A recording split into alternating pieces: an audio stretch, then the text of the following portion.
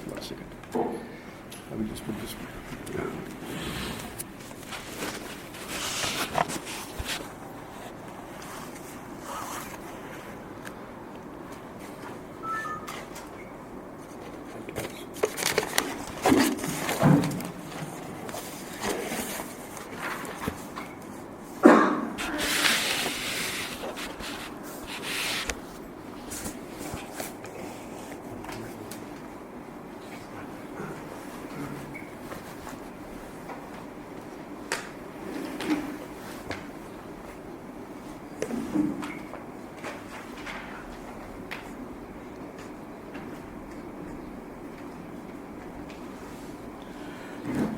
My elder brother, and I look upon him as my guardian, Sri Chaturvediji, dear friends and seekers,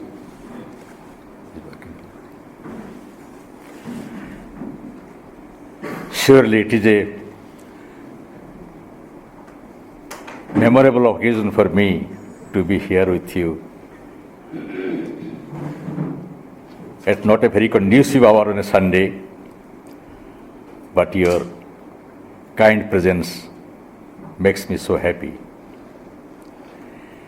In fact, my friend Sri Dani, for years together, whenever we meet, he asks me to come here.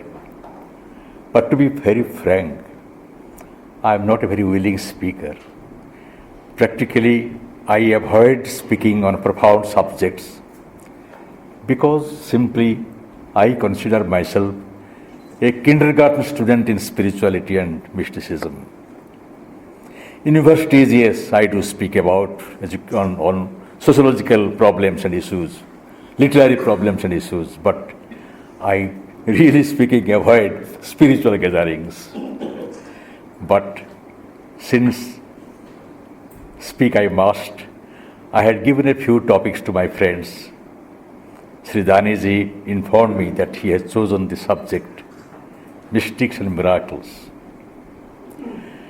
What I do is, I try to visualize, because I receive so many communications from my readers, and because I am in the ashram, people who are interested in Sri Aurobindo and the Mother, they also ask me so many questions through letters, through email, through telephone. And whenever I am required to speak, I choose a few issues or topics which are uppermost in their mind. And as Sri Daniji was communicating with me, one of my friends who helps me in organizing my things was going through my old papers and magazines. Suddenly I come across a very interesting issue of the Illustrated Weekly of India. I am sure most of you remember the magazine, India's most powerful and very widely circulated weekly of Times of India group. And one day, in that issue, the cover page was about a certain godman of India. And the caption was, "Such and such Baba, God or fraud?" God or fraud? Now, in those days, I was frequently writing for Illustrated Weekly of India, and I wrote to the editor, Khushwant Singh, "Ji, do you think that there is nothing between God and fraud?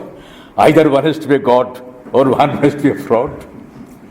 Immediately he sent me a message, "Please do write something explaining your point of view." By the time my article reached the Illustrated Weekly of India, Khushwant Singh had, under certain circumstances, left, but the next editor published it, and the title was "Of Mystics and Miracles." Well, my provocation was not that issue in particular, but so many questions I face on this subject of mystics and miracles. Many people till today identify miracles with spiritual power. Well, I will be brief today, but I will try to speak at a level which is not pedantic, but as a humble seeker myself, how I have looked at this issue of miracles vis-a-vis spirituality. There are two kinds of miracles: subjective miracles and objective miracles. When I say subjective miracles, certain phenomena which appear to be miracles, but they are not. They are, for example, one interesting incident or other anecdote I read given by a psychologist, that how a purely scientific or rational incident may appear to somebody as a miracle. Now, an Eskimo leader has been brought to Washington by one anthropologist, and he has been brought to a big hotel and is sitting at the reception. He has never come out of his own region, and he sees that a door opens and an old lady enters the door closes. 2 minutes later, the door opens and a young lady comes out. It's a elevator. So an old lady has gone up and a young lady has come down. Instantly he says, "My God, what a miracle. I should have brought my old lady. She could have been put into this casket and she would have become young." Now, this is a subjective miracle. A subjective miracle can be born out of certain kind of very blind faith. A ambitious young man who has posed to become a holy man in a certain village, he claims, all bluff, that he was in the army and he was such a big shooter that he could shoot down a bird from the covey of birds flying, a particular bird. One day the village boys say, "Guruji, please demonstrate your talent in shooting." One day in the evening twilight time, the village meadow, outside the village there is a vast meadow, green meadow, and the birds are flying, covey after covey of birds. So he doesn't mind, he goes with a gun. And he tells them that either you will see my power or I will show you a miracle. He shoots at the covey, no bird falls down, no bird dies. Then he says, "Now you see a miracle, a dead bird is flying." Now, this is also a different kind of miracle, and people believed it. So he was famous as a person who could make a dead bird fly also. Now, there are miracles which appear to be miracles because of lack of farsightedness, knowledge. In the year 1902, a bishop in a church to a Sunday gathering was saying that whatever has to be achieved by mankind, everything has been foretold in the Bible. One puny voice protested, "Father, I believe everything is not foretold in the Bible. I believe one day man will be able to fly." Immediately says, "Blasphemy, sit down. The miracle of flying is the privilege of angels." Next year, his two sons, Wright brothers, made the first aeroplane fly. What to him appeared as a miracle became a very gross reality next year. These are subjective miracles, but objective miracles are there too. Some of you remember, not the young ones, but people who are a little grown up, they would remember when Galbraith was our ambassador, American ambassador in India. One day in Delhi itself, a holy man met him and immediately materialized a wristwatch for him. Galbraith himself has written about it, you remember. Now, he saw that the wristwatch was a product of a well-known firm, Swiss firm. He doesn't express any surprise. He just records the matter-of-fact incident, his experience. Now, you know there are many highly popular holy men who can materialize things by waving of hands. One such Baba I happened to meet, and he was not very famous. He was in South India, And he once visited a weekly newspaper office, a weekly magazine office in Bombay. The editors and others were his friends and his devotees almost. And they said, Baba, give us an article. He waved his hands. At once, a 3-page typed article fell down. And everyone was surprised. Who typed for you? Ganesha types for me, he said. But there are many typography errors corrected also. Ganesha was not very well versed in English, obviously. But these phenomena are not subjective miracles. What I wanted to point out as a rejoinder to that article, and I did point out, is this, that there are forces behind miracles. The first world, between the gross physical world where we live, we are think, we exchange our opinions, views and ideas, and the supreme divine world, there are many spheres, occult spheres as we say them, and there are many forces continuously at work. Now, miracles are performed in several ways. Transference, for example, what Galbraith experienced was a phenomenon of transference. Since the wrist bore a particular mark of a particular manufacturer, it was by an invisible being transferred from one place to another place. Those who materialize things also out of air, they are also a kind of transference. But there are mischiefs. I need not go far. I can tell from the experience, history of Sri Aurobindo ashram at Pondicherry. In the early days of the ashram, many of you must have read it in Mother's memoirs and also recorded by other devotees. Early days, only few people were there in the ashram. In a particular guest house, a particular, not guest house, ashram house. It was not, there were no guest house in those days. Inmates were there, a few inmates. Suddenly stones will fall even when the doors and windows are closed. You remember it? So suddenly, inside the house itself. First they suspected some mischief, some magical mischief, and they were keeping guard all around the house, even at night. But nothing was detected. No mischief could be detected. No man-made manipulation of any situation could be found out. At last, they informed the mother.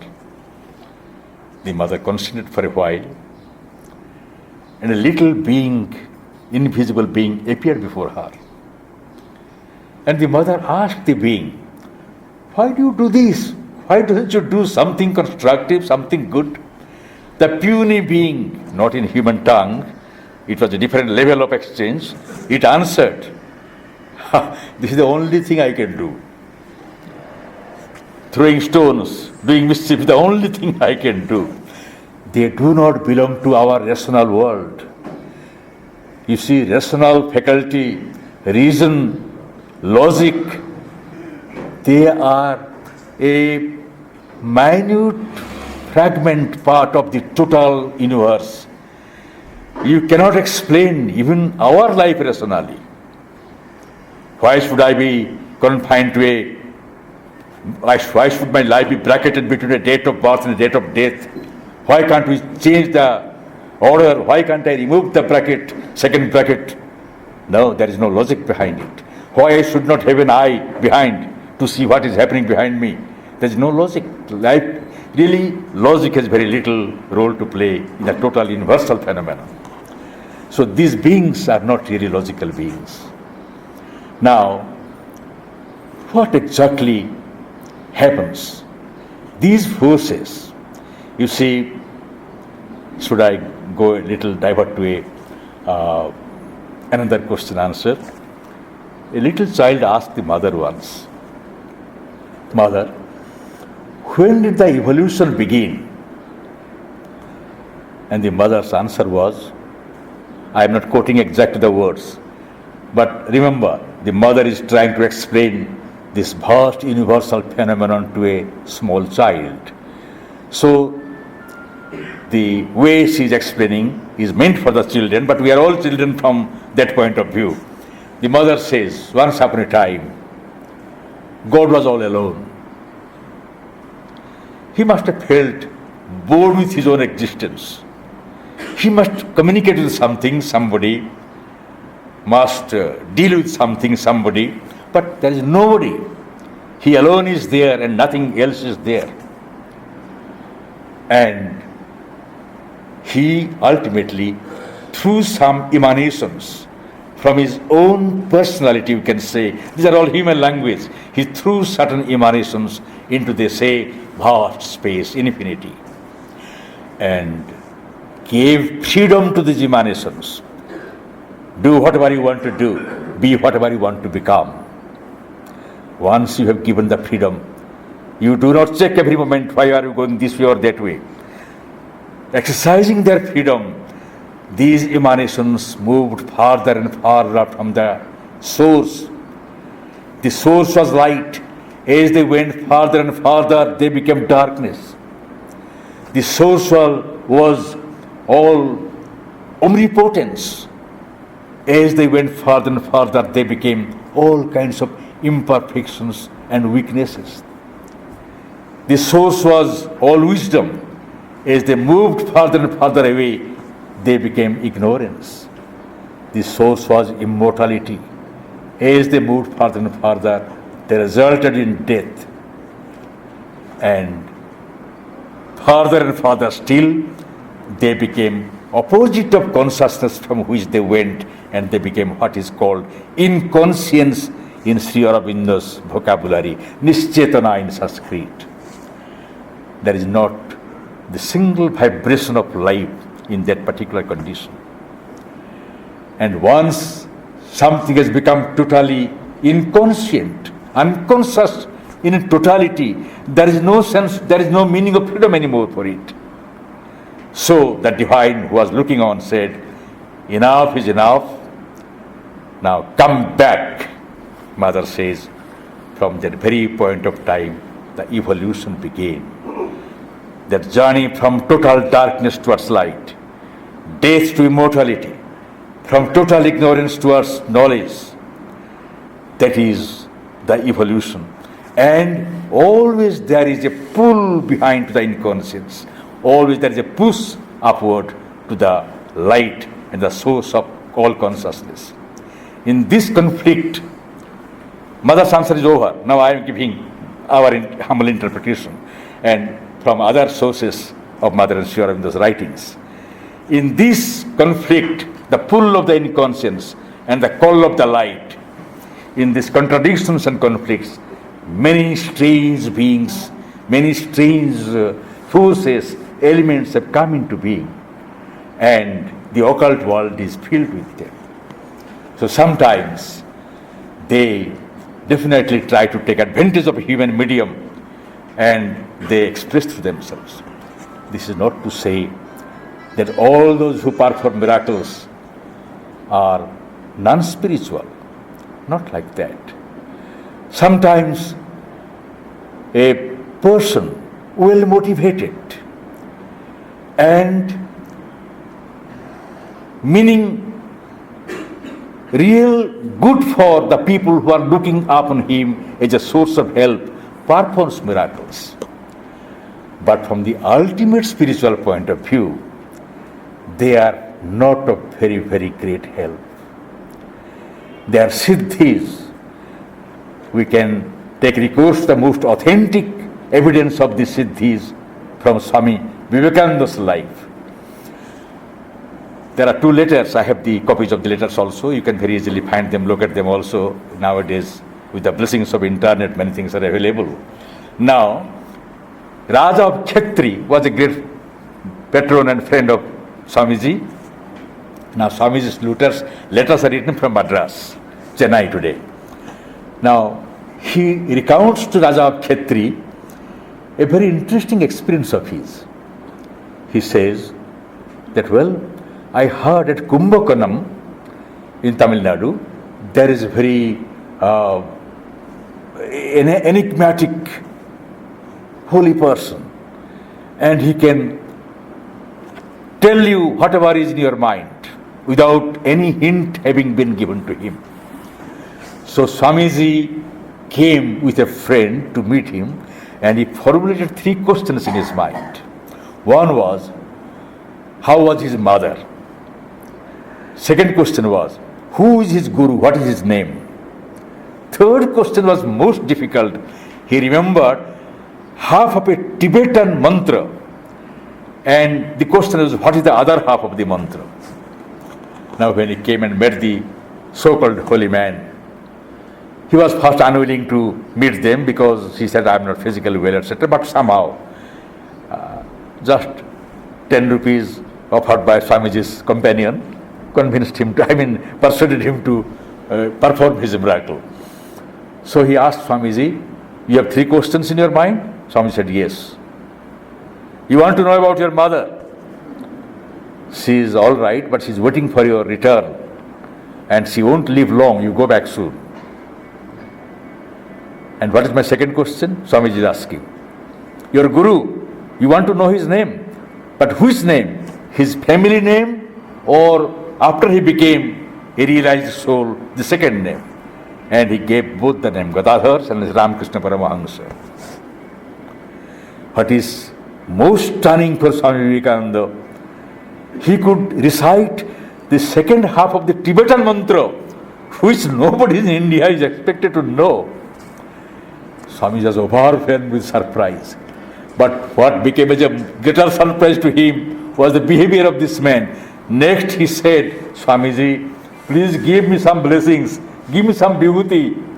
What for you who know so many things and you want my vibhuti? These are all siddhis. These are all siddhis, nothing. But you are a great man, you are a spiritual saint. Your blessings will cure me of my fever and do good to my family. So, you see, these things are not unreal. But the question sometimes arises, can they really help man? Help man for what?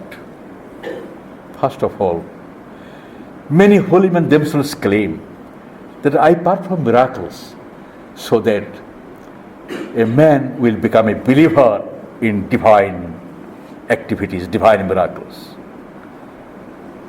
I will not make any comment on it, but I will just quote a dialogue between a seeker of this category and a holy man. Now, seeker goes to the holy man and says, ask the question, have you seen God? And the sage says, yes. Show him to me. The sage remains quiet. Why don't you answer? If you have seen God, why don't you show him to me? Then the holy man smilingly says, my daughter, for you to meet him, he should also be prepared and like to meet you, isn't it? Interview cannot be one-sided. She is snubbed. She keeps quiet. Show me some miracle. What for? Now I will believe in supernatural powers. All right. If I throw this little stone up and it remains suspended in the air, will it be a miracle? Oh yes. Look there at the sky. 13 lakh times greater than the earth. The sun is suspended in the atmosphere, in space, without any support. If that miracle has not yet made you believe in the divine, do you think a tiny stone hanging for some time will make you believe? You want me to materialize something. Every moment, millions of wonderful flowers are materializing upon the earth. Who is the artist? Who is doing it? Don't you see? These are the right miracles. Now, truly, miracles do not help us to develop faith in the divine, because it is only a temporary incident to dazzle us, to daze us for some time. Its impact never remains. And some people say, well, with a miracle, somebody can cure me of my disease or this and that. Our spiritual common sense will tell us everything that happens in life has a contribution to our growth of consciousness. Remember, spirituality we can really appreciate only when we know that our life is not limited to a single birth. It's a continuous process, beginning from the point of ignorance, proceeding ahead and ahead and ahead, till it reaches the ultimate goal when we are completely transformed from our ignorant mortal state to the divine spiritual immortal state. And every lifetime gives us some contribution in the process of the growth of our consciousness. All experiences, most tragic experiences of life, shocks of disillusionment, everything has a contribution so far as our individual growth of consciousness is concerned. And in that process, if I deserve to go through certain kinds of painful experiences, can a intervention by an occult being of those numerous fears, can that really eradicate, change my destiny? Human destiny can change only by two ways. A great aspiration to transcend my limitations. What I am, I must become greater than that. And the intervention of grace. Grace is almighty. There is nothing which grace cannot change. But miracles cannot change really. If I have to suffer from something, it can shift, it can delay it, it can postpone it, but it can never really put an end to my suffering. And suffering should not be taken by a spiritual seeker as the common man does look at it. It is an experience, both good and bad. Events in life are nothing but experiences necessary for my growth of my consciousness, which alone will remain with me when this particular life comes to an end. Now, then, beautifully Sri Aurobindo says in one of his aphorisms, I'll read out that aphorism. Great saints have performed miracles. Greater saints have railed at them, they have laughed at them, they ridiculed them. The greatest have both railed at them and performed them. Am I clear? Sri Aurobindo says, great saints have performed miracles. Those who perform miracles are great saints. Not all, but some. Greater saints laugh at them. This is childishness, infantile, insult to God. You create something and who has created the whole universe, you try to be symbolizing Him. So it is ridiculous. They laugh at miracle mongers or the miracle doers. Greatest are they who laugh at them, who also perform them.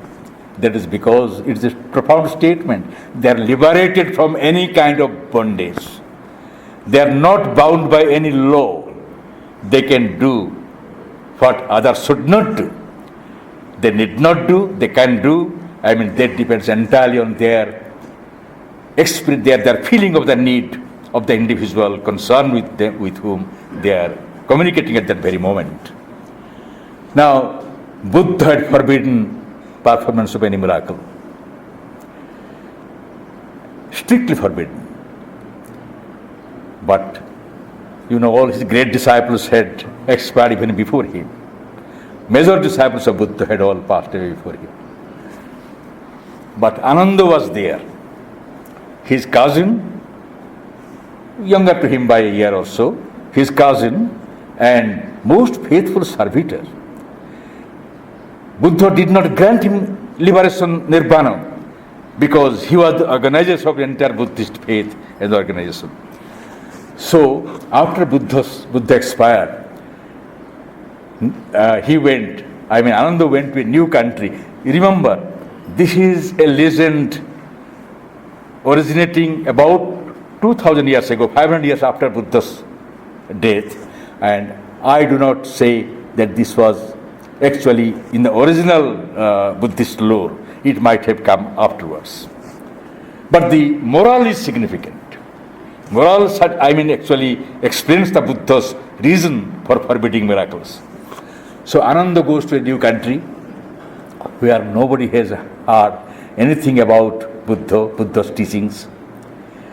And he lives in a dharmasala-like thing, but hardly anybody is interested in his speaking of Buddha. One night, he is sleepless because of his disappointment with his mission. A strange figure appears before him, and he tells Ananda, "Look here, my friend. The merchant nearby, his son is sick, and almost it is fatal. And actually, I have possessed him." The being says, "Tomorrow you go and utter Buddha's name and sprinkle water on it, and I will leave him. So you will become hailed as you will be received as the great, saint who could cure a person who was about to die. Do it." Ananda argued with himself, "Am I performing the miracle? I am not performing the miracle. He is performing the miracle. But if thereby my mission becomes, successful, what is wrong with it?" So next day, he goes and tells the merchant, "Let me try when all the physicians have failed." He goes, the son is sick, almost senseless, in a coma. So he says, "Buddhang saranam gacchami," and he sprinkles water 3 times. And the boy opens his eyes. After a few minutes, he gets up. And there is a hullabaloo of joy all around. And in days' time, the boy is perfectly normal. And this man is now shifted from Dharmasala to merchant's own house. And he is given the status of his own guru. A month has passed. Some people have come to listen to him about Buddha. The same being at night appears before him and he says, "Look here, the minister's daughter, I have possessed her, little daughter, and she is biting everybody, she is speaking abracadabra, she is just uttering nonsense, and you go and do the same thing, and she will be cured, and you will be famous."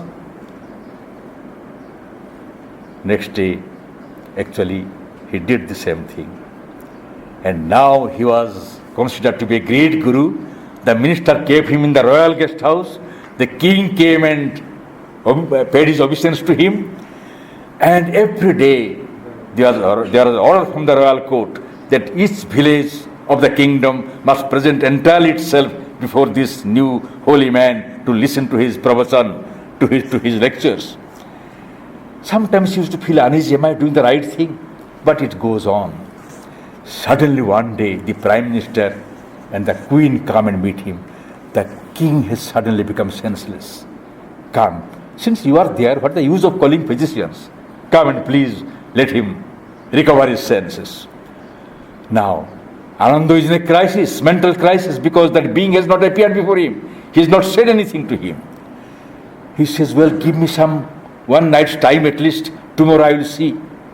They were not very happy, the queen and the prime minister. Why should you take one when he has cured so many people for nothing? And the king himself is senseless. He is taking one night's time. But anyway, early night, a man with a mask comes to him and he unmasks himself. He is the crown prince. And he says, "Look here, my father has become ill. You are going to cure him? I will kill you if you go to cure him. Because how long should I wait for the throne? The old man is not dying at all. And so, see to it that he dies." But then he, while going, loudly says, "You must cure my father, otherwise I will kill you." And he goes away. Now at night, the being appears before him and he says, "My friend, this is not my doing. I have not done anything to the king, but he is going to die. I know this much that he is going to die. You tell the prince that all right, he will die. At least you will become a favorite of the prince and you will have more power." But by that time, Ananda has become completely upset. Am I doing the right thing? Have I done the right thing? And he has been put into a prison. Unless he cures the king, he has no freedom. And at night, he cries and cries and calls Buddha, "Come to my rescue. I have gone against your advice, but I am a fool. Please pardon me." And he dreams at night that he is being taken in a mighty procession on a gold-clad elephant and flowers are being thrown on his head. Suddenly he sees everything had disappeared, and before him there is a dark pit hell. He's going to be thrown by the elephant into the hell, and then he wakes up. And he sees himself somewhere else. And in his vision, Buddha says, Ananda, I had forbidden you to be lured by miracles. I had to break my own promise of not performing a miracle for your sake. I had to come back and transport you from the king's prison to Rajagriha here. You are in a Buddhist monastery now, but don't do it ever again. So, that is how, often people believe that through miracles many things can be done, but then they are very impermanent things. I want to take more time to read from Life Divine. Sri Aurobindo is very clearly stated. These aphorisms are of a different category. They are giving the real picture of the phenomena to which we all belong. But Life Divine is the vision of the future of humanity. Avatar after avatar comes, not to perform miracles really. They may perform miracles, but they become identified totally with the human beings, with the humanity. They also suffer. Sri Aurobindo says, you can ask a question. If he is an avatar, why is he dying like a dog, diseased, dilapidated, and suffering so much? Well, it is not the business of the avatar to become something, to show yourself that he is something superior.